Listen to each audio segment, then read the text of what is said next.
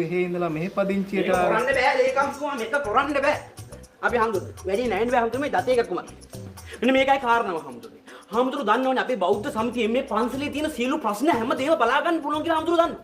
අපේ ප්‍රශ්නේ තියෙන්නේ කොටක් මෙහෙන් කොක අදිනවා. කොටක් මෙහෙන් කොක අදිනවා. අන්න ඒකනේ. අපි නිකන් හරියට අර යුද්ධෙට බය හැංගිලා ගුලිලා බුදියගත්තු මුචලින්ද කුමාරයාට වගේ ඉන්න සිද්ධ වෙලා තියෙනවා.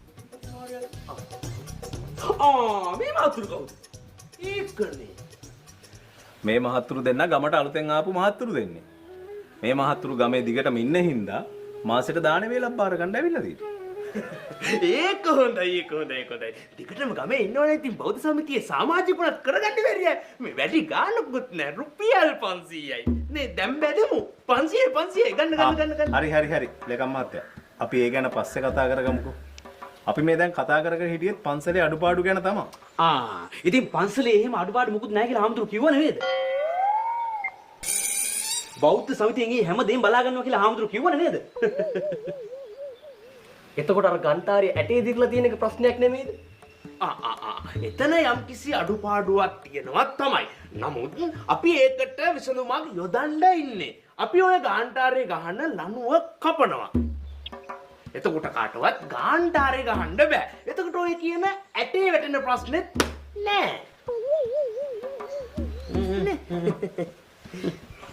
අපේ ආන්දරනේ. සුබත්ය.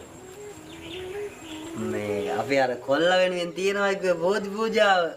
ඒක තියන්න කියලා ආවේ.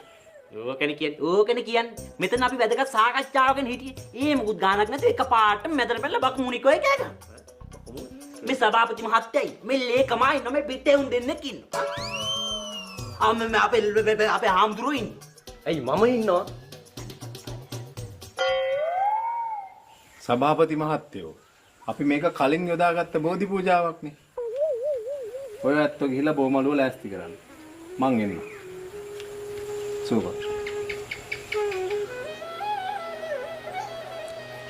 කොහෙද ඉතින්? මේ මහත්තුරුත් එක්ක කතා කරන්න උනේම නෑනේ. මහත්තයෝ පන්සල් වල අඩුපාඩු හදන්න තියා ගම්වල මිනිස්සු එදා වේල කන්නේත් බොම අමාරු. හැබැයි මිනිස්සු හරි උත්සාහවන්තයි. පුළුවන් ධෛර්යයක් යොදලා ගොවිතැනක් පතක් කරගෙන පන්සලටත් පුළුවන් විදියට උදව් කරගෙන ඉන්න. ඇත්ත. සහතික ඇත්ත අපි හැමතුනේ. මම චූටි කතාවක් කියන අපි හැමතුනේ. අපි හැමතුනේ මතකද? සඳපාන ජාතකය. සඳපාන ජාතකය? සඳපාන ජාතකය අපි හැමතුනේ. අර ගොන් කරත්ත 150 සාරාකාන්තර මැද්දෙන් ටිපක් යනකොට අන්න යාලගේ වතුර ඉවර වෙනවා. ඊට පස්සේ කට්ටියම එකතු වෙලා සූසහයෙන් ළඟ තියෙන මානපදුරක් මෙහෙක් කරලා ඇදලා දානකොට අන්න විලක් මතු වෙනවා. එතකොට මේ විලෙන් වතුර බොන්න කියලා හිතාගෙන පරිලෙය වනේ වඳුරු රංචුවක් එතනට ඇවිල්ලා try කරනකොට අන්න බොන්න බෑ.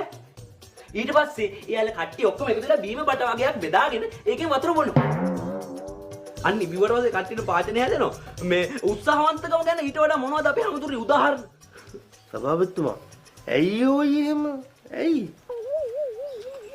මේ ආන්දරනේ පැන්කල කොහෙද තියෙන්නේ? පැන්කල බොමලුවේ වැටට එහා පැත්තේ අඩුක් කරලා ඇති. බොමලුවේ වැටට එහා පැත්තේ අඩුක් කරලා. මම බලන්න. හාමුදුරු කියන කතාව ඇත්ත. අපේ පැතිවල වගේ නෙවෙයිනේ. මෙහි පන්සල් වල ගොඩක් අඩුපාඩු තියෙනවා. ඉතින් අපිට පුළුවන් හැටියට මේ පන්සලට දෙයක් කරන්න අපි බලන්නම් අපේ හාමුදුරනේ. කරනවයි කියන ඒවා කරා නම් අපේ පන්සල තුමන්දාවක් වගේ තියෙන්න නැද්ද හාමුදුරුවනේ? සිරිපාල අර මේසෙ උඩ මිටියක් තියෙනවා. ඇත්ත අපේ හැමතුනේ සහතික ඇත්ත මම චූටි කතාවක් කියනවා අපේ හැමතුනේ. අපේ හැමතුනේ මතකද බුදුරජාණන් වහන්සේ අඟුලිමාල දමනය කරපු ආකාරය? හරි මම කියන්න. අඟුලිමාල ඇඟිලි 999 කපාගෙන ඉන්න වෙලාවේ අන්තිම ඇඟිල්ල විදිහට තමන්ගේ ඇඟිල්ල කපලා එල්ල ගන්න නැතුව මෙන්න යන වෙන එකෙක් හොයාගෙන ඇඟිල්ල කපා ගන්න.